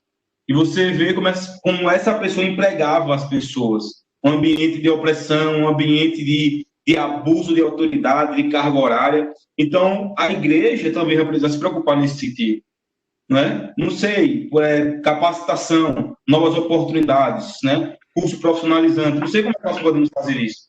Mas que esse desemprego gera, sim, um abuso por parte dos maiores, né? Porque é o que tem, então ele vai ter que ficar. Então, isso me chamou a atenção quando o pastor falou com relação ao desemprego, né? Desse abuso àqueles que precisam trabalhar, né? Todos. Daqueles que precisam estar ali todo dia trabalhando, por muitas vezes por um salário muito pequeno, uma carga horária muito pesada, mas por conta desse desemprego, né? Então, essa é a minha contribuição. Deixa eu aproveitar essa bola levantada por Neto aí, foi uma das coisas que eu anotei também, porque o Chadivar falou sobre a questão da solidariedade, que a igreja vai precisar encontrar meios para ser mais solidárias ou começar a desenvolver projetos de solidariedade, enfim. Mas eu penso o seguinte, que é verdade que o desemprego já bate a porta, a redução de renda para muita gente, mas em contrapartida a isso, os bilionários do país têm aumentado sua renda assustadoramente, dentro do mesmo contexto de pandemia. Então, eu acredito que a solidariedade da igreja hoje vai ser, além de dar uma ajuda, uma cesta básica, questionar esse sistema posto. Porque eu acho que não dá mais para ficar calado. Historicamente, a igreja tem um histórico de luta contra o comunismo, né? A gente sabe que muito dessa luta é questionável, enfim, mas silenciou durante esses anos todos diante desse sistema posto, tido como verdadeiro, único e correto, mas que nessa pandemia também evidenciou para a gente esse absurdo que é. Porque diante da pandemia, onde pessoas estão precisando de uma cesta básica, os mais ricos têm ficado cada vez mais ricos. E a igreja silencia diante disso. Então, cadê essa igreja que se levanta tão ferozmente contra o comunismo e silencia diante desse sistema tão perverso que está posto aí, que é isso que já falou. Então, eu acho que a solidariedade vai desembocar numa voz profética que vai se levantar não apenas contra a política, mas contra a economia também, né, que se mistura essas duas coisas. Então, eu acho que a gente vai precisar estar mais atento com isso, né, como foi dito. Ouvir esse mundo, ler, tentar entender o que está posto aí mas ter uma ação muito prática diante disso, né? Pelo menos de uma voz com uma consciência profética, como diz. A gente não pode mais estar calado diante dessa situação. O que está de errado nisso? Uma pandemia onde alguns passam fome e outros que já têm. A gente está vendo aí, chegando às beiras, de que o primeiro trilionário do mundo, né, que é o cara lá, o dono da Amazon, trilionário, bilionário em um país que morre, tem gente que morre de fome, já é algo obsceno, imagina o trilionário. E aí nós estamos falando isso dentro desse recorte que é a pandemia. Então, acho que tem a ver com isso aí. Não sei se o Edivar queria comentar alguma coisa. Se é comentável. Eu considero que é muito oportuno quando você coloca, para ficar muito claro que quando se fala em solidariedade, solidariedade não significa apenas assistencialismo. Solidariedade significa você se colocar no lugar do outro e agir para que o outro possa ter uma situação melhor. Se isso vai ser, no primeiro momento, dando um pão, um peixe, paralelamente você ensinando a pescar, ou paralelamente você ensinando por que os rios têm mais ou menos peixe, por que uns conseguem pescar mais do que o outro, isso é a percepção de cada pessoa, de cada comunidade, para isso ser bem articulado. Mas o que nos move, seja a assistência, seja o serviço, seja a ação social, é um sentimento de solidariedade, né? A outra questão que eu acho que é importante, que Maciel, se eu guardei bem os nomes, né, que eu for tentando aí, fala, que é a questão a lei da oferta e da procura. Infelizmente, essa é uma lei que rege a sociedade, inclusive nas relações de emprego.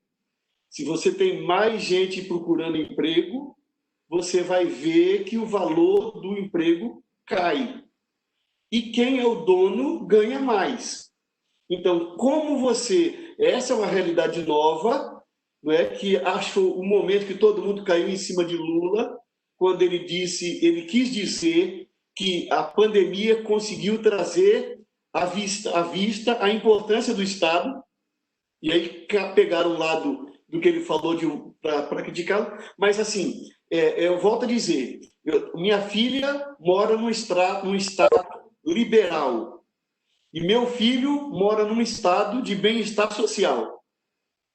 E a minha filha diz que se ela puder terminar o curso dela nos Estados Unidos e morar em Portugal, Espanha, onde há um pouco mais de bem-estar social, ela prefere.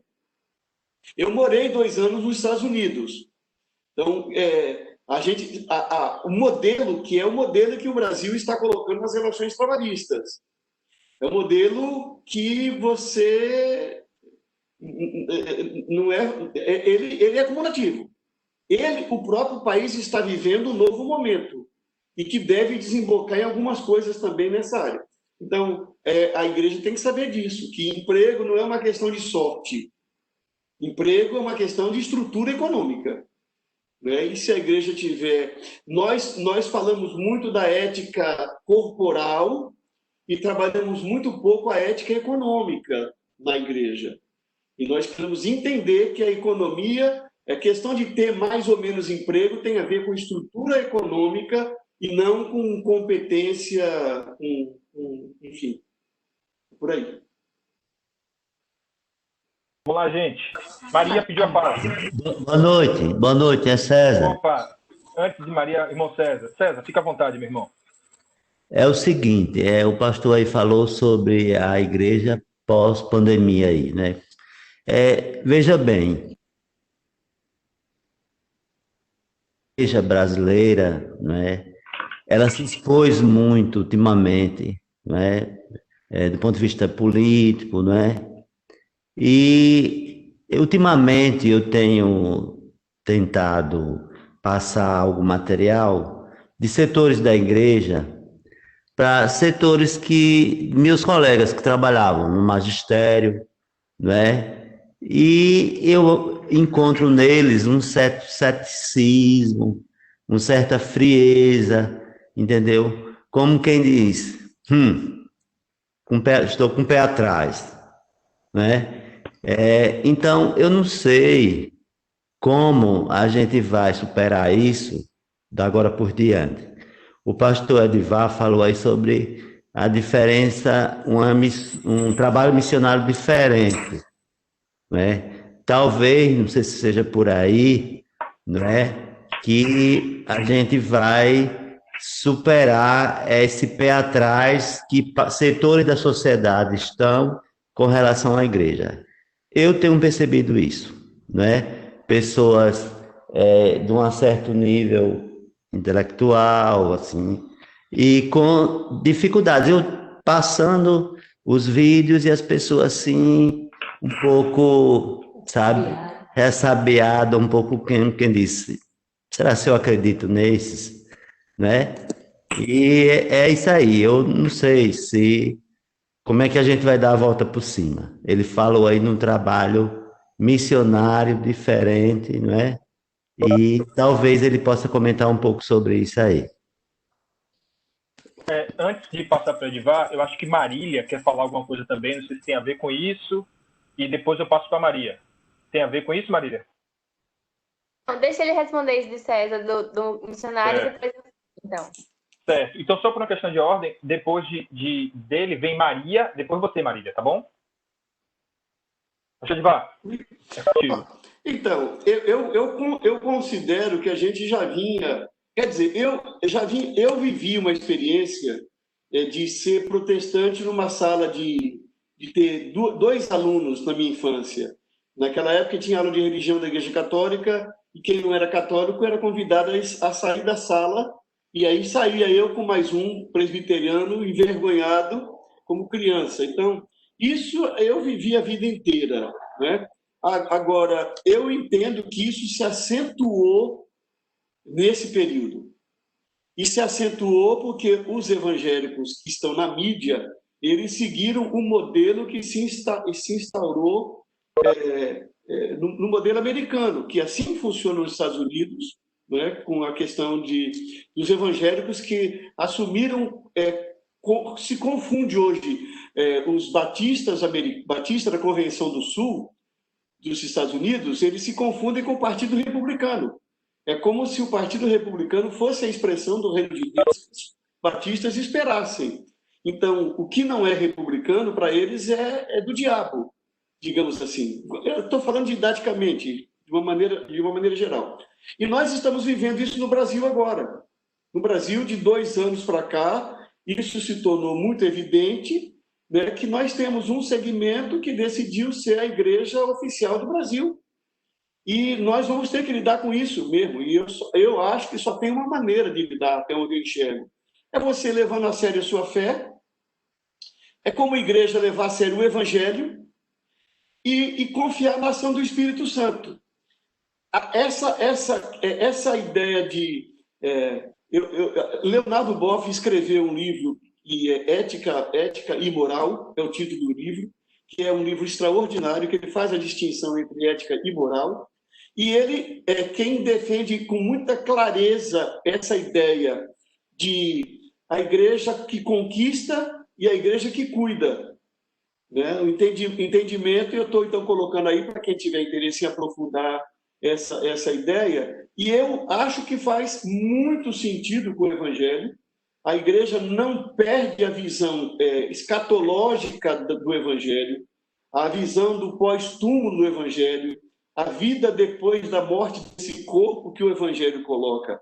Pelo contrário, o que a gente propõe é que a igreja integre a vida como um todo sob influência do Evangelho. Então, você fazer uma missão de cuidado não significa você excluir a dimensão futura, mas você entender que Deus, ele é o Senhor do tempo. Nós cantamos isso, que Deus está para além do tempo. Então, tudo que acontece debaixo do sol, para usar a linguagem de Eclesiastes, né, Deus tem o conhecimento e Deus se interessa por isso tudo. Porém, a vida não se resume a debaixo do sol. Então, nós cremos nisso. Então, uma igreja missionária como uma igreja que não exclui a dimensão futura, mas também não exclui a dimensão presente. Não exclui a dimensão física, mas também não exclui a dimensão espiritual. Então, eu entendo que essa percepção precisa ser entendida de um evangelho que que vem para o ser humano como um todo. Eu não gosto muito de usar assim, a teologia da missão integral, porque tem muitas críticas que se faz. Mas eu não consigo enxergar um evangelho que não envolva o ser humano como um todo. Acredito que a igreja que se interessa em conhecer e viver esse evangelho, ela vai ter como tem em todo lugar. Mas quem vai conhecendo, quem tem aproximação, opa, eu quero conhecer um pouco essa igreja, porque se lá todo mundo for igual ao fulano que eu conheço, a maneira como ele lida com a vida, como ele conversa, essa igreja deve ser diferente. Isso é o evangelho. Isso é o evangelho. Também penso assim, pastor. Isso é exatamente assim. Maria, depois Marília. Bom, gente, eu ia falar muitas coisas, mas devido ao avançado do tempo, mas eu não queria deixar de pontuar. Eu concordo muito com o que o pastor Edivar falou. A vida é um todo, a gente tem que se preocupar com isso, como um todo. Mas eu acho muito importante pontuar que o irmão colocou que a Igreja Católica saiu de cena e tal, que a gente deveria pensar em sair de cena, e eu penso muito pelo contrário, como o pastor veio falando nesses últimos, como a gente veio discutindo nesses últimos fóruns, é obrigação da igreja se apresentar diante das injustiças sociais. A igreja não pode se omitir, ela não pode nem se conformar com o mundo, mas ela também não deve se omitir. Omitir também seria pecado diante das injustiças. Que cristãos somos nós, que fala em replicar o gesto de Cristo e cruzar os braços diante das grandes injustiças.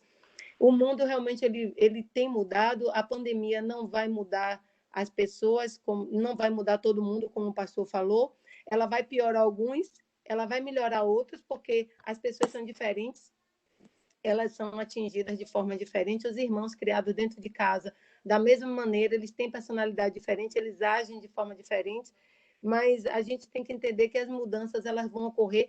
A pandemia trouxe a obrigatoriedade do uso da internet, porque ela estava aí para todo mundo, mas nem todo mundo usava. Então, nós hoje fomos obrigados a usar as ferramentas da internet como obrigatório. Eu sou educadora, e mesmo como educadora há muitos anos, a gente não dava muita bola para a educação EAD, e a gente viu que ela existe, que ela é necessária, que ela é importante, que ela foi implementada na força, e a igreja implementou os encontros virtuais na força, né? E a gente vai usar essa força. Então, mas disso tudo eu preciso colocar aqui. É muito importante que a gente entenda que a igreja não pode se omitir. Eu não sei até que ponto, sabe? Eu ainda não sei o equilíbrio, eu não sei falar agora o equilíbrio de que até onde ela vai, até onde ela entra, até onde ela não entra. Esse equilíbrio eu não sei. Mas o que eu entendo que a gente não deve estar lá, não que em nome de Jesus, em nome de Cristo, por trás está envolvido nas falcatruas, está envolvido nos roubos, nas mentiras, nas enganações, está junto com os charlatões. É isso que a igreja não pode, tá? Mas também a igreja não pode estar vendo as coisas acontecendo como elas estão acontecendo. A questão de aborto, a questão todos esses exageros que a gente ouviu, kit gay, essas bobagens que a gente ouviu falar, sabe? Que tanto mexeu com o evangélico quanto mexeu com a igreja. Eu acho que isso tudo é um exagero muito grande que as fake news trouxeram, e os evangélicos tomaram para si. Esse é o problema. Os evangélicos se basearam muito nas fake news. Vamos nos basear na realidade, na verdade, e não deixar que as injustiças continuem acontecendo, se omitindo, achando que a igreja não deve se meter em política.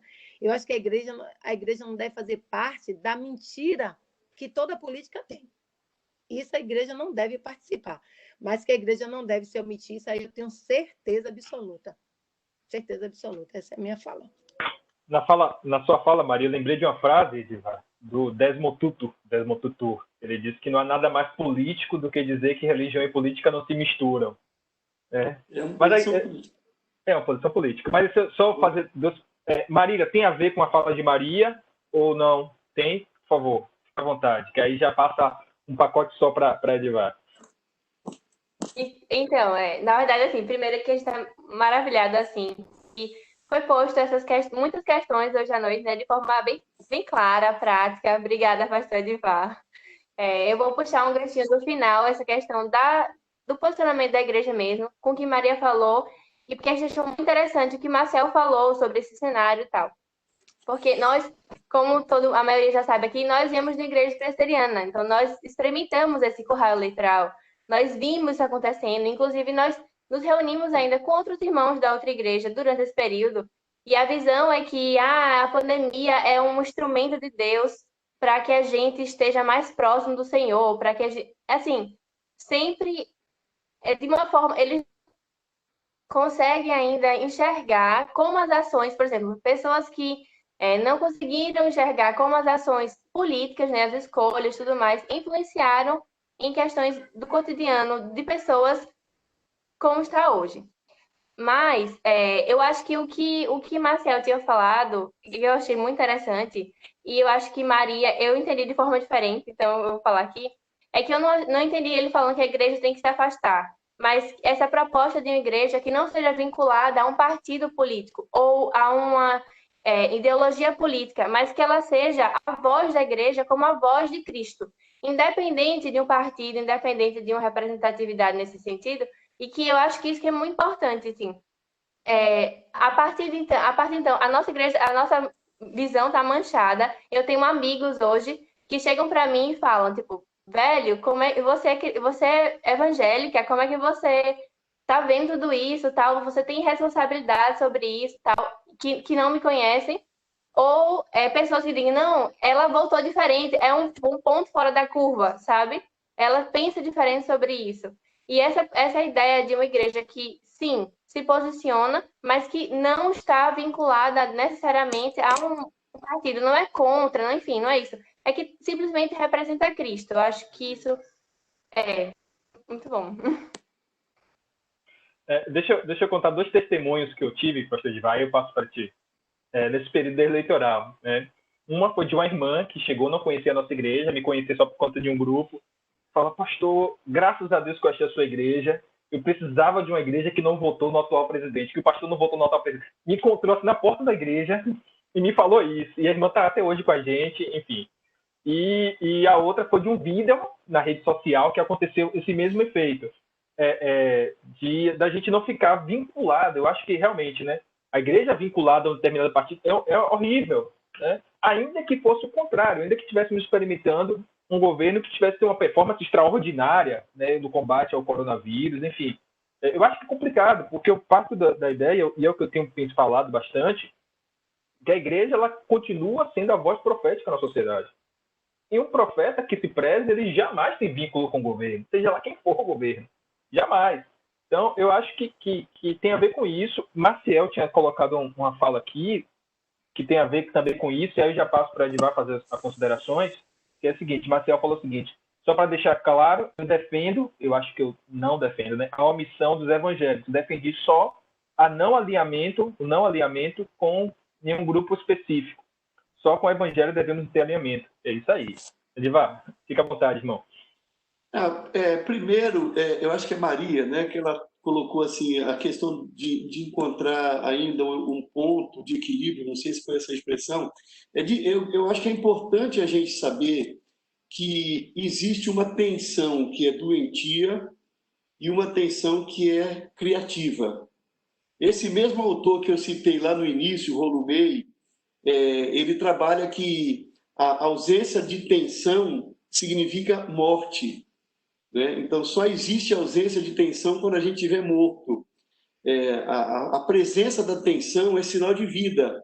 Então, nós vamos ter que conviver sempre com se a gente está certo ou não. Aquela dúvida, não é? A percepção, porque nós não somos Deus, não temos uma visão absoluta. Então, todos nós vivemos essa tensão interior, e como igreja também. O que a gente tem que separar é quando essa tensão é uma tensão criativa, não é? De uma tensão que é doentia, que vem para matar a vida da gente. Então, essa tensão não é um privilégio seu, Maria, não é um privilégio de todos nós. Todos nós vivemos essa tensão. Será que eu estou exagerando? Será que eu não estou? Será que eu estou indo além? Será que eu... essa atenção faz parte da nossa vida, eu acho que é importante isso. Outra coisa, a Marília, né, se eu não me engano, se eu estou tentando aqui guardar os nomes, quando a fala dela me fez pensar que é importante a gente saber identificar quando o discurso é o discurso de uma pessoa ingênua, daquele discurso que seria, vou usar a expressão popular conhecida como discurso maquiavélico. Tá? Então, a gente precisa ter misericórdia no diálogo, porque a percepção que as pessoas têm não é maldade. A maioria absoluta das pessoas, elas têm essa percepção porque elas assim aprenderam na família, assim aprenderam na escola, assim aprenderam na igreja a vida inteira. Não é? Agora, você tem aquelas pessoas que são as pessoas que conscientemente usufruem do Estado instalado.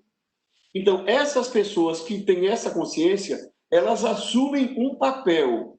Então, eu não vou citar nomes para não entrar assim, em detalhes, mas você tem pessoas que podem estar na liderança, digamos. Eu vou dar um exemplo meu, então, para não pegar um erro, vou pegar um caso meu. Pastor Lázaro sabe, eu fui presidente da Convenção Batista Baiana 4 anos, 2 mandatos seguidos. Eu fui eleito, fui impostado no sábado na presidência da Convenção Batista Baiana. Na terça-feira, um secretário do município de Salvador estava na Igreja Batista da Graça oferecendo 1000 facilidades para presidente do centro comunitário da igreja. Observe, eu fui eleito, impostado no sábado, na terça-feira ele já estava lá propondo 1000 parcerias.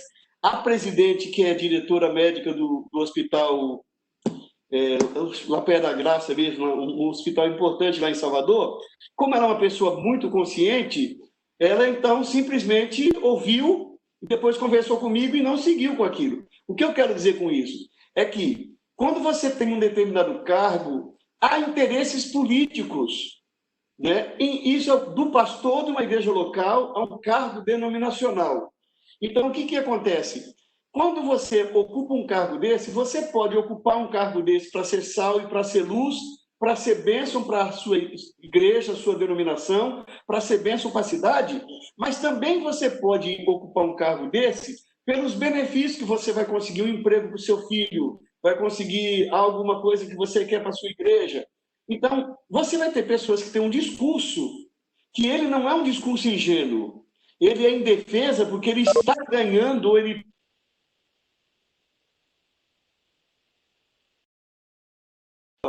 Ela é uma pessoa sincera, apenas ela é ingênua. Tá? Isso faz com que a pessoa, então, tenha uma visão diferente da realidade. Isso é para colocar que a gente tem que ter paciência quando a gente escuta. E tem que ter misericórdia, tem que ter diálogo, mas também perceber quando é uma pessoa que ela está usufruindo da situação e está tentando dominar você, tá? Agora, eu terminaria assim, nessa questão que foi colocada aqui. Eu fui mal entendido recentemente por um líder muito interessante aqui em Pernambuco, que atua muito na área social, quando eu disse assim, a igreja não deve ter envolvimento com política, no sentido de que a instituição ela não deve assumir partidarismo político. Nesse sentido, a igreja, eu separo a igreja instituição da igreja povo. Né? A igreja povo somos nós, gente, que devemos ter consciência política e devemos nos envolver, cada um de acordo com aquilo que percebe como visão de Deus para a sua vida. Você tem consciência política e você age politicamente na sua área, ou você vai ser um político partidário, não tem problema nenhum. Tá? Mas a instituição tem que ser. A Igreja Batista da Graça, ela tem, mas tinha no meu período lá, vice-governador que era cabo eleitoral, campanha, braço, foi lá de Sião também, em Tinoco, né? de ACM, era vice-governador, assim como o outro vice-governador, que a esposa é membro da igreja, que já era ligado ao PT. Então, a igreja tinha gente da direita e gente da esquerda. Aqueles que, apesar das suas posições, de um lado ou de outro, entendiam o espaço como um espaço plural de diálogo, continuaram lá e sempre estiveram lá. Teve um que não ficou na igreja. Não ficou porque eu descobri, quando eu fui ver que ele era candidato de novo e fui ver a conta bancária, o patrimônio dele era totalmente incompatível com o que ele declarou com o que eu sabia que ele tinha. E eu questionei e ele nunca mais pisou na igreja. Ele tinha sido deputado e tudo mais. Eu entendo que a igreja tem que ser um espaço.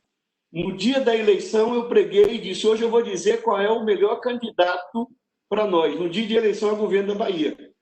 E quando eu terminei, fiz uma exposição bíblica e terminei dizendo: o melhor candidato é o seu candidato.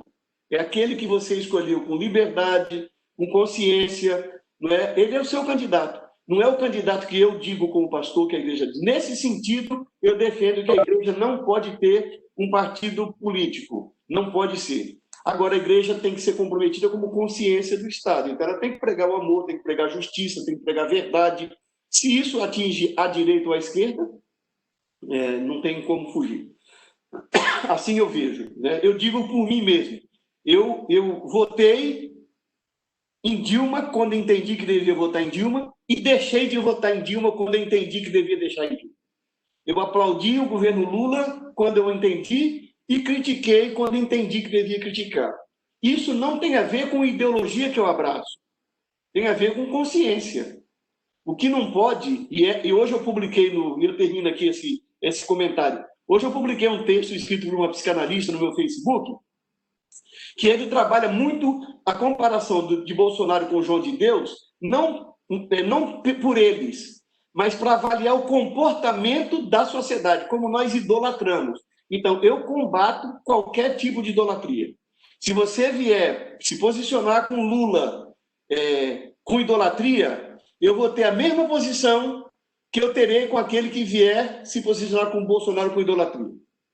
A minha questão é o direito que a pessoa tem de escolher o candidato dela. Mas ela precisa entender que, como cristã, ela não pode ser idólatra. Ela tem que dizer assim: ó, aqui esse governo fez bem, meu aplauso. Aqui ele errou, eu tenho que dizer para ele que ele errou. Eu não posso ser diferente porque eu gosto dele, mas eu tenho que ter uma consciência de evangelho. E a minha posição tem que ser assim. Eu acho que esse é o empenho que a gente tem que ter. Eu lembro, Edivar, que na época também das eleições, desse atual governo, eu falei isso, né? Das coisas que eu falei, uma delas foi que existe algo que nos une, que é maior do que essa questão política. E nós, enquanto cristãos, precisamos estar ligados a isso. Não tem problema nenhum você ter votado em A ou B e congregar no mesmo lugar. Não tem problema. E a segunda coisa que eu disse era que nós temos compromisso com quem a gente vota. Né? Então, é o meu candidato, cada um tem que ter o seu, sempre respeitei muito isso, né? E minha fala foi muito parecida com a sua. Mas eu disse o seguinte: enquanto cristãos, nosso ato político não se resume ao dia que eu aperto o botão lá e vou embora. Né? Eu tenho que ter compromisso, eu tenho que entender o que está acontecendo, porque é de nossa responsabilidade os desmandos de um governo. Então, se eu votei no governo, apoiei, fiz campanha, enfim, e o governo hoje está indo contra, não apenas ao que eu acredito enquanto evangelho, mas está fazendo mal às pessoas, enquanto cristão, tenho compromisso com isso. Né? Então, eu acho que a gente precisa desenvolver mais isso. Até porque esse cenário político que está no nosso país é complicado, porque assim, está um governo posto aí e para muitas pessoas é inquestionável. Porque a partir do momento que você fala alguma coisa desse governo, já te colocam na caixinha do outro, né? Então, falar mal desse governo é automaticamente ser partidário de um outro candidato. Então, assim, então o pastor está tomando partido. Não estou tomando partido, estou dizendo que isso está errado. Dizer que isso está errado quer dizer que eu votei no outro, que eu sou candidato do outro, que eu sou partidário do outro? Não necessariamente. Só estou dizendo que isso é absurdo e nós, enquanto cristãos, precisamos nos levantar contra isso. Então, essa polarização que está no nosso país, eu creio que é fruto da ignorância que está posto, mas aí, ao mesmo tempo, eu entendo que você falou que existem muitas barreiras para o conhecimento. Então, às vezes, a pessoa que está ali naquela militância, ela está porque ela é ignorante mesmo, né? Ignorante porque não conhece o todo, com as informações que ela teve acesso. Nós precisamos ter essa paciência, mas nos livrar dessa dicotomia, dessa polarização que está posta no nosso país, que ela é muito perigosa, né? Pelo menos ao meu ver. Gente, o horário está avançado. Eu queria sugerir só mais uma pergunta, um comentário, para a gente não abusar muito do pastor Edivar. Muito mais, né? Irmã Lourdes. Boa noite. César. É César, de novo. É sobre a igreja evangélica, a instituição igreja evangélica no Brasil, não é? Eu acho que o pastor Edivar, ele é bem otimista, né? Mas talvez eu seja pessimista, porque muitas das vezes a gente não consegue ver essas diferenças. Existem, né? De fato, existe alguma diferença entre alguns grupos, algumas comunidades, mas para a população, o que passa é que há uma unidade, né? Porque muitas das vezes, quando vai se discutir questões a nível nacional, os grupos midiáticos, né, eles incorporam, de certa forma, eles têm a habilidade de incorporar esses grupos mais éticos, né, e passa para a população, de um modo geral, a ideia daquele grupo midiático, daquela instituição midiática e seus interesses. E, de certa forma, esses grupos tidos como mais éticos, eles são convenientes, são coniventes, muitas das vezes, porque não se insurge contra determinadas pautas, determinados interesses desses grupos hegemônicos no movimento evangélico, né? Então, eu já vi determinadas pessoas dizer que vai chegar um momento que, no Brasil, o movimento evangélico vai fazer uma nova reforma, vai se precisar de uma nova reforma no movimento evangélico brasileiro, talvez uma nova reforma protestante. Então, é um comentário que eu faço e talvez o pastor poderia falar alguma coisa aí sobre isso, pastor Edivar. Aí. Boa noite. Posso sim. Olha, aquilo que está, eu acho que não é uma questão de ser pessimista ou otimista, eu acho que a gente precisa ser realista, não é? Nós precisamos entender que a igreja, embora você e eu como pastor, você como membro da igreja, tenhamos uma visão da igreja a partir da nossa relação com Deus, da nossa comunhão com Deus, a visão que se tem de fora é da igreja como suporte à estrutura que existe. Então, não dá para você comparar, digamos, se você tem uma ideologia religiosa que dá sustentação a um sistema econômico vigente, você não vai ter suporte financeiro para competir. Você tem que ter empresas que vão investir, por exemplo, em alguém que defende os interesses da coletividade e não a acumulação. É difícil. Se você pegar quem hoje fala em nome dos evangélicos no Brasil, praticamente essas pessoas estão na mídia, ganhando dinheiro com a mídia. Então, não dá para você concorrer. E acho que nesse sentido, talvez, a ideia do ensino de Jesus da porta estreita e da porta larga. Você tem que entender que o evangelho, ele John Stott usou a expressão contracultura cristã, não é? O evangelho como contracultura. O evangelho é contracultura, ele está sempre reagindo a um curso que o mundo vai diferente. Então, eu acredito que a questão é que entrar numa competição política em nome da religião, talvez não seja esse o caminho. Eu não sou otimista no sentido de que a gente vai competir com as igrejas midiáticas, mas eu tenho esperança de que o evangelho ele se sobressaia no meio das trevas, né? Que o evangelho, eu posso não ter esperança eu posso até não acreditar que o mundo vai mudar, mas eu não posso deixar de continuar lutando para que o mundo mude, né? Porque a minha esperança é ver um mundo melhor.